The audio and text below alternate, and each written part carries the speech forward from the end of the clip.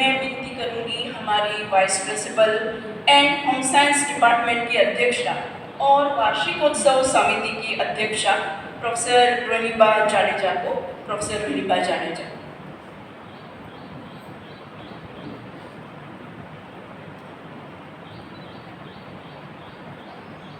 ओम श्री गुरुवे नमः।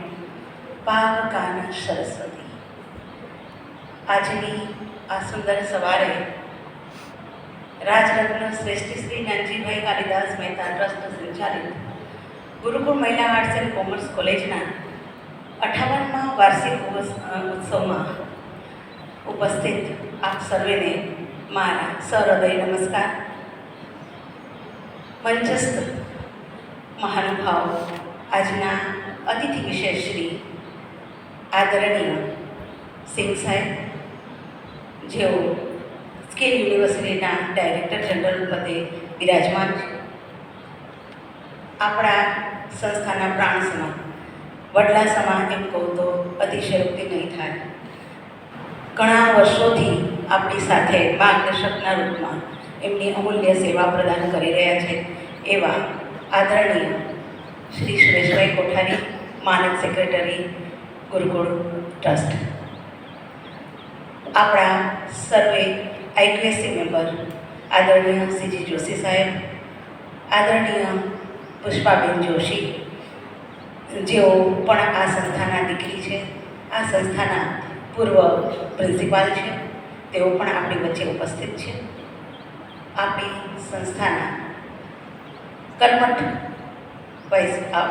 Principal Shri doctor અનુપમ નાગર sir, જેમનું કામમાં જ રામ છે, જેમનું કાર્ય જ બોલે છે, એવા આદરણીય પ્રિન્સિપાલ શ્રી, સર્વે વિદ્વજ્જનો, મારા સાથી અધ્યાપક મિત્રો અને સર્વે ગુરુજનો, સર્વે ભાગ લેનાર દીકરીઓ અને ઓડિયન્સમાં ઉપસ્થિત સર્વે વાલી દીકરીઓ, આજે મને ખૂબ આનંદ થાય છે આજના આ વાર્ષિક ઉત્સવની ઉજવણીમાં આપણી વચ્ચે એવા એક શિક્ષણવિદ છે, એમનું સ્વાગત કરતાં હું અત્યંત ગૌરવની લાગણી અનુભવું છું। સર, આ સંસ્થા 8 દાયકાથી વધારે શિક્ષણ, મૂલ્ય શિક્ષણ અને સંસ્કાર આપતીની જ્યોત જલાવતી, સંવર્ધન કરતી સંસ્થા છે। આપ અમારા પૂજ્ય કુલપિતાજી રાજરત્ન શ્રેષ્ઠ શ્રી નાનજીભાઈ કાલિદાસનું એક સ્વપ્ન હતું, હજારો દીકરીઓ જ્યાં શિક્ષિત અને દીક્ષિત થઈ છે, એવી આ પાવન ભૂમિમાં આપના જેવા તજજ્ઞ શિક્ષણવિદ કહું આપને, એમની વિશેષ પરિચય તો મારા સાથી અધ્યાપક પેલા શોભનાબેનવાળા આપવાના જ છે, પણ સર આપની ઉપસ્થિતિ, આપનું વ્યક્તિત્વ બરાબર આ સંસ્થામાં ફિટ થાય છે, કેમ કે અમને સંસ્થા તો ઘણા વર્ષોથી 8 દાયકાથી કાર્ય કરે છે, પણ એને સમજનારા લોકો કેટલા? કદાચ ગુજરાતની એકમાત્ર એવી સંસ્થા હશે કે જ્યાં મૂલ્યનું આટલું જતન થતું હોય, સંસ્કારનું આટલું જતન થતું હોય અને શિક્ષા પછી આવતી હોય। આ એવોર્ડ સમારંભ છે એ જ એનું સાક્ષી છે કે વિદ્યાર્થીઓના સર્વાંગી વિકાસ માટે આ સંસ્થા કાર્યરત છે। એમાં અમારા 4 પેઢીના સર્વે ટ્રસ્ટીઓને આજે હું હૃદયથી નમન કરીશ ને યાદ કરીશ કે જેમણે હજારો દીકરીઓને આવો, અત્યારે આપણા આઈપીસી મેમ્બર દિલીપભાઈ દવે પણ પધારી રહ્યા છે, તો મંચ પર પધારશે દિલીપભાઈ।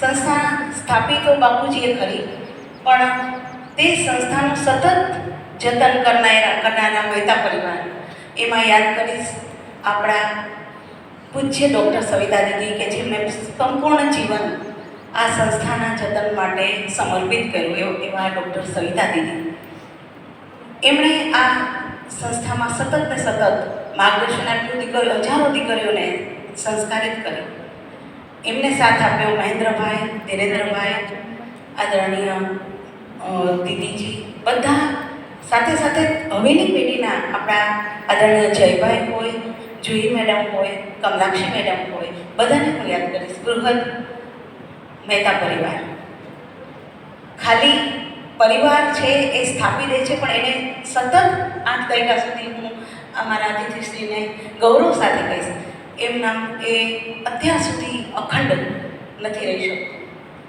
એમાં અમૂલ્ય યોગદાન આપનાર, હરેક સમયે અમને માર્ગદર્શન આપનાર આદરણીય શ્રી સુરેશભાઈને હું ન ભૂલી શકું, કેમ કે આ સંસ્થાને સતત ત્રણેય વીક જ્યારે પણ કાંઈ પણ માર્ગદર્શનની જરૂર છે ત્યારે એમનું વર્ષોની સેવા અમૂલ્ય છે.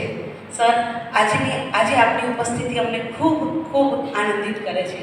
આપ એટલા દૂરથી પધાર્યા અને વચન આપ્યું હતું કે હું ચોક્કસ આવીશ, અને આપ પધાર્યા છો, અમને સતત માર્ગદર્શન આપો છો. બીજી વાત હું કરીશ અમારા આઈપીએસસી મેમ્બર્સની. એમાં વરિષ્ઠ અમારા પુષ્પાબેન જોશી, જેઓ અમારી સાથે 2019થી જોડાઈ ગયા છે આઈપીએસ મેમ્બર તરીકે, પણ એ પહેલાં અમારા વડલા છે, વડલા સમાન અમારા વડીલ છે, કેમ કે એમણે એમનું પણ પૂરું જીવન શિક્ષા પણ અહીંયા લીધી છે. સર, તેઓ અહીંયા ટીચર તરીકે રહ્યા, પ્રિન્સિપાલ તરીકે પણ ગુરુકુળમાં સેવા આપી, અને નિવૃત્તિ પછી પણ અહીંયા અમારી સંસ્થા સાથે માર્ગદર્શન માટે જોડાઈ ગયા, એટલે એ પણ એક આનંદ છે. હમણાં જ કેશોદથી ઉપસ્થિત અમારા આઈપીએસસી મેમ્બર દિલીપભાઈ દવે પણ આવી ગયા છે. સીજી જોશી સાહેબ હમણાં જ સુરેશભાઈ આ સત્રથી અમે એમનું ગાઈડન્સ લઈશું. એમનો પણ શિક્ષણ જગતમાં બહોળો અનુભવ છે. આપ જાણો છો, સાયન્સ કોલેજ, એમડી સાયન્સ કોલેજના તેઓ પૂર્વ પ્રિન્સિપાલ છે. પ્રિન્સિપાલ હતા એ પહેલાં પણ એ અમને સતત કોલેજ સાથે એનએસએસના કોઈ પણ સાયન્સના કાર્યક્રમો છે, થેલેસેમિયા ટેસ્ટ હોય કે બ્લડ ડોનેશન કેમ્પ હોય, હિમોગ્લોબિન ટેસ્ટ હોય, તો અમને ખૂબ માર્ગદર્શન આપેલું છે, કેમ કે અનેક સંસ્થાઓ સાથે તેઓ જોડાયેલા હતા. તો એમનું પણ અમને આ સત્રથી માર્ગદર્શન મળવાનું છે. તો આ 58મા વાર્ષિક ઉત્સવમાં આપ સર્વેની સુગંધી ઉપસ્થિતિ સર અમને બહુ ગૌરવ અપાવે છે. આપ સિંહ સાહેબની પર્ટિક્યુલર વાત કરું તો એમની પ્રોફાઇલ જ્યારે અમે વાંચતા હતા એટલી બધી લાંબી હતી, તો નક્કી કર્યું કે 2 જણા અમે, કેમ કે મારે સંસ્થાનો ટૂંકમાં પરિચય પણ આપવાનો છે, તો મારા કલીગને કીધું તમે વ્યવસ્થિત એને ન્યાય મળે એટલે શોભનાબેન એમનો પરિચય આપ આપો, એમાં કાંઈ પણ ખામી ન રહી જાય, કેમ કે શિક્ષણવિદ તો છે પણ અનેક શાળાઓ કોલેજોના માર્ગદર્શક છે. ખરા શિક્ષણવિદ કહેવાય, ખરા જ્ઞાની કહી શકાય. શિક્ષણ જગતના ભીષ્મ પિતામાં કહું તો પણ અતિશયોક્તિ નથી, કેમ કે એમની પ્રોફાઇલ હું વાંચતી હતી.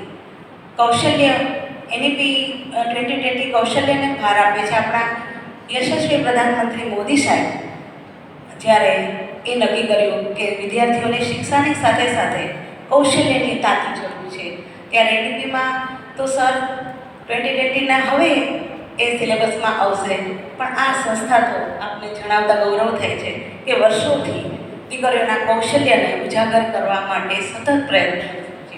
ખાસ કરીને ડૉક્ટર નાગર સાહેબની એક વાત, સરને નહીં ગમે એમની પ્રશંસા, પણ એક શિક્ષક તરીકે એ મને કહેવું ગમશે, જયંતિ રવિ, આદરણીય જયંતિ રવિને હું યાદ કરીશ કે જેમણે સપ્તધારા ઇન્ક્લુડ કરી. પણ સપ્તધારા જે શરૂ કરી પહેલાં આ કોલેજમાં કલા સમિતિ ચાલુ જ હતી.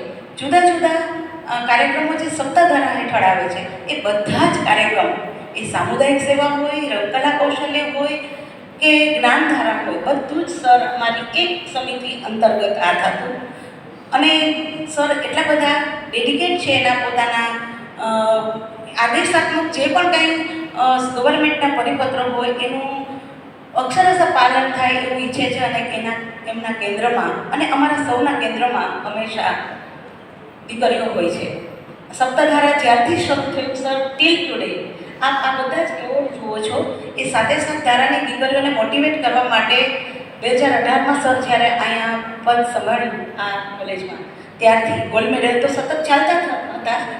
આ 58મો વાર્ષિક ઉત્સવ છે એટલે વર્ષોથી અમારે ગોલ્ડ મેડલની પરંપરા હતી, વાર્ષિક ઉત્સવ પણ થતો. પણ સરને થયું કે તમે લોકો, અને સર બીજું મને મારા અધ્યાપકો વિશે કહેવું પણ ગમશે કે ડેડિકેટ સ્ટાફ છે અમારો, ખૂબ ખૂબ પડ્યો બોલ જીતવાવાળો, અને વર્ષોથી આ પરંપરા છે. નહીં કે સર અમને આદેશ આપે તો, પણ સ્વયં શિસ્ત છે. આ કોલેજના અધ્યાપકો ખૂબ ખૂબ સમર્પિત છે, અને દીકરીઓ પણ એવી જ એની સાથે ઘડાય છે, તો અમે આ કાર્ય સુંદર રીતે પાર પાડી શકીએ છીએ. સર તો સાથે સાથ ધારાના એવોર્ડ, સાથે સાથ ધારામાં 3 વર્ષ સુધી જે દીકરી ખૂબ સરસ રીતે કાર્ય કરે છે એનું દરેક ધારાના અધ્યક્ષ છે સર. દરેક ધારા દર 15 દિવસે અહીંયા પ્રસ્તુત થાય છે લાસ્ટ લેક્ચરમાં. દરેક ધારાના કાર્યક્રમો હોય છે. ગીત સંગીત નૃત્ય ધારા, રંગકલા કૌશલ્ય ધારા, જ્ઞાન ધારા, સર્જનાત્મક અભિવ્યક્તિ ધારા, દરેક ધારાના અધ્યક્ષ છે અને દરેક ધારાની સેક્રેટરી છે સર. એટલે સાથે સાથે લીડરશિપ ડેવલપમેન્ટ પણ અમે કરીએ છીએ, સ્ટુડન્ટ એમ્પાવર પણ કરીએ છીએ, સ્ટુડન્ટ કાઉન્સિલ પણ છે. તો સાથે સાથે દીકરીઓનું પણ ડેવલપમેન્ટ એટલું જ થાય. એનસીસી, એનએસએસ સર, એટલી બધી એક્ટિવિટી કે કદાચ આપને એમ થાય કે કદાચ એવું કહી શકીએ અતિશયોક્તિ નથી કરતી, પણ એના છાપાઓ સાક્ષી છે. એક ને એક દિવસે અમારે છાપામાં ન્યૂઝ હોય છે.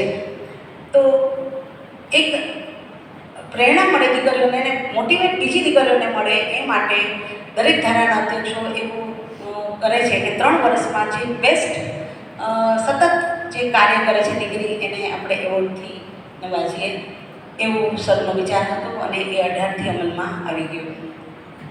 એનએસએસ અને એનએસએસની 2 વોલેન્ટિયર સર અમને એમ થાય કે કેટલાક દીકરીઓને અમે કરીએ, કેટલાક દીકરીઓને મોટિવેટ કરીએ. આજના આ બીજા ચરણનો જે કાર્યક્રમ છે સાંસ્કૃતિક અભિવ્યક્તિ, સર અમારે ના પાડવું પડે કે ખૂબ લાંબો કાર્યક્રમ થઈ જશે. પહેલા ચરણમાં આપણે એવોર્ડ વિતરણ છે દીકરીઓ, બીજી વાર તમને ચાન્સ આપશું. છતાં 7 કૃતિઓ અમારી રજૂ થવાની છે અને એમાં 136 જેટલી દીકરીઓ સર. એના માટે આપણે જોરદાર તાળી પાડશું. અને પ્રોગ્રામ પણ અમારા દીદીજી, અમારા બાપુજી, અમારા મહેતા પરિવાર એ જે મૂલ્ય અમને શીખવી ગયા છે, પુષ્પાબેન જે રીતે અમને ગાઈડ કરે છે એ રીતનું, એ કોઈ પણ જાતની ભારતીય સંસ્કૃતિને ભૂલ્યા વગરનું એ પરફોર્મન્સ આપ નિહાળશે. તો વધારે સમય ન લેતા આપ સર્વનું બૃહદ ગુરુકુળ પરિવાર વતી હાર્દિક સ્વાગત કરું છું. અસ્તુ, વંદે માતરમ.